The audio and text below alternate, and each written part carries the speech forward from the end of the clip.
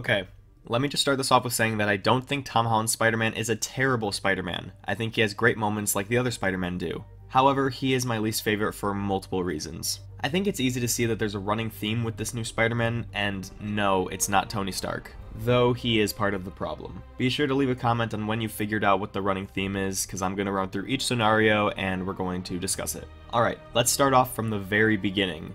Captain America Civil War. Under ruse!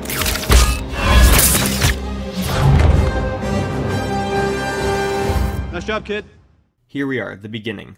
Fresh off the train that carried Andrew Garfield's controversial yet fresh take on the character, which personally is my favorite, but I know that's controversial. We have our new Peter Parker, who is played by Tom Holland. Now, I don't think Tom Holland is a bad actor. I think that he's a sub-decent actor who's just been, given a poor character with bad writing.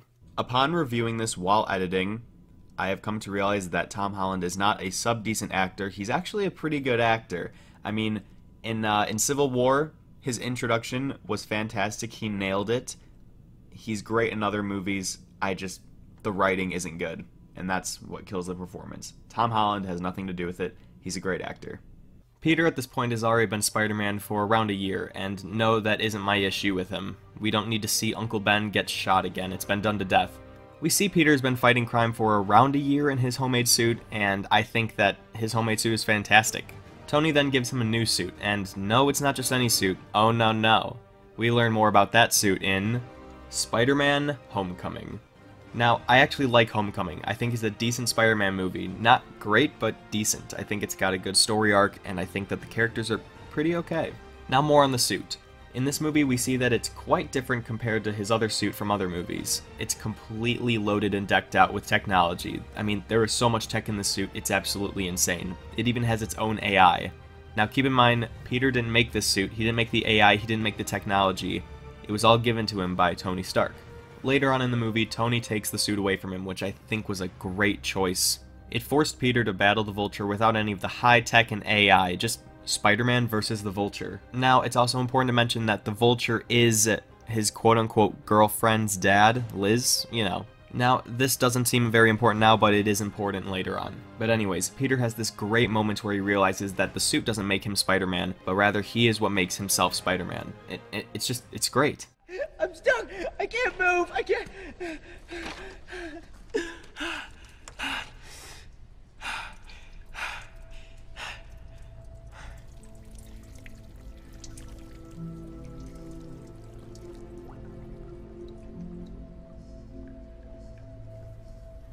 If you're nothing without this suit, then you shouldn't have it.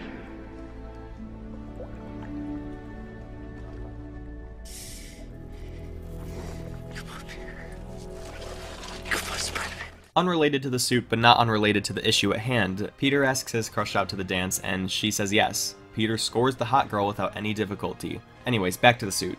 After Peter defeats the Vulture, saves him as well as the city, Tony decides to return the suit back to Peter and offers him an even newer suit, the Iron Spider.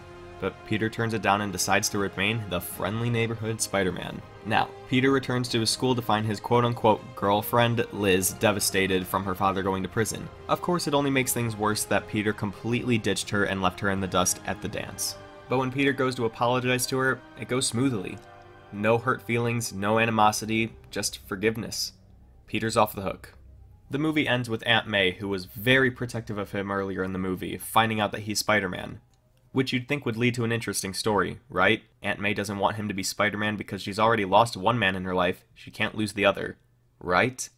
More on this later. Now before we go any further, I want to tell you guys about the Patreon page in the description below. There's a lot of hard work that is put into these videos, and it takes days, if not weeks, to create these. So if you have anything to give, please do consider becoming a patron. If you want, you can read about the rewards and benefits from purchasing these tiers in the link in the description below. If you are unable to afford it, that is perfectly fine, I understand, but it is always free to drop a like and subscribe to the channel. Thank you, and let's get back to the video. Avengers Infinity War. Peter enters the movie on a bus when he sees Thanos' ship. He decides to go investigate, and then he ends up helping Tony. Then he follows Doctor Strange into the ship. When he passes out due to a lack of oxygen, because, they go into space, Tony sends the Iron Spider his way. Another suit that Tony made for him. Anyways, after they lose to Thanos, Peter dies, and it's honestly heartbreaking. Tony holds him as he cries, "I don't want to go," and he turns to dust in Tony's arms. Avengers Endgame. Honestly, there isn't much to say, except for the ending. After coming back from the dead, Tony Stark, Peter's role model, dies in front of him. He's now lost two father figures, two men that he's looked up to, two of his role models. You'd think that would have a severe effect on his mental health, right? Spider-Man Far From Home. Here we are, a post-Endgame world. A dark, gloomy place where half of the people have grown up and moved on, and the other half have returned from the dead. And how does the movie start? With a quote-unquote comedic video in honor of the fallen Avengers. Seriously? Now this isn't a video essay about Spider-Man Far From Home, but holy shit, that pisses me off. Anyways, let's get back to it. Remember when I said it would be interesting to see how Aunt May handles Peter being Spider-Man? Well, now add this on. He died in battle, and when he comes back to life, he decides to keep being Spider-Man. And how does she handle that? That was amazing. That was great. She high-fives him.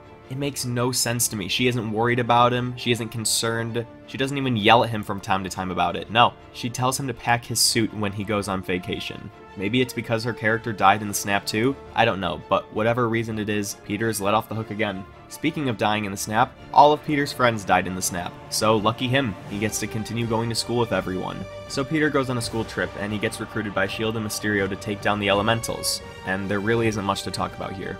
Peter basically decides to give away the only thing that Stark left behind for him, just so he can be a kid. After he defeats Mysterio, he gets the glasses back, and he saves the day.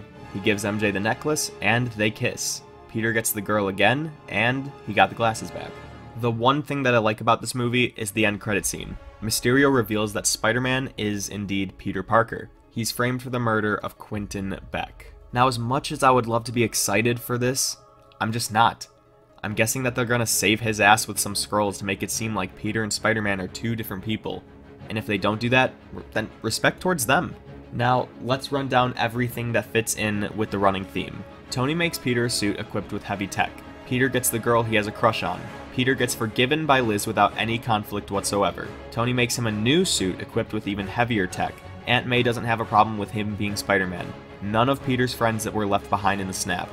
Aunt May wasn't left behind in the snap, and he gets the girl again, and he gets the glasses. That's right. Ding ding ding, the common theme is Peter Parker has no consequences. There are absolutely no consequences. Peter's life isn't supposed to be easy. Him being Spider-Man is supposed to conflict with his normal life, which is why I love Sam Raimi's Spider-Man 2. It perfectly showcases the troubles of being Spider-Man, which is why Peter quits. It's not supposed to be easy. It's supposed to be difficult. Being Spider-Man is a shit job, but Peter doesn't do it for the fun. He does it because he knows with great power comes great responsibility. I think Spider-Man Far From Home attempted to do what Spider-Man 2 did, and that's showing the difficulties of Spider-Man, but I don't think it did a good job at all. Of course, this is just my opinion. It's how I feel. I wish I liked Tom Holland's Spider-Man, but I just can't. I really hope the third movie changes my mind. If you disagree with me, that's okay. But these are my thoughts. This has been my issue with Tom Holland's Spider-Man. Hey everyone, thank you so much for watching my video essay on why I have an issue with Tom Holland's Spider-Man. Now, if you don't agree with my reasons, that's perfectly fine, but let me know why you don't agree, or if you do agree. Seriously though, as much as I love making these videos, they are time-consuming and they take a lot of work, so if you are able to, please do consider donating in the Patreon link down below. There are some benefits that you can read over, but if you don't feel like donating, that's perfectly fine. Just please do consider leaving a like on the videos.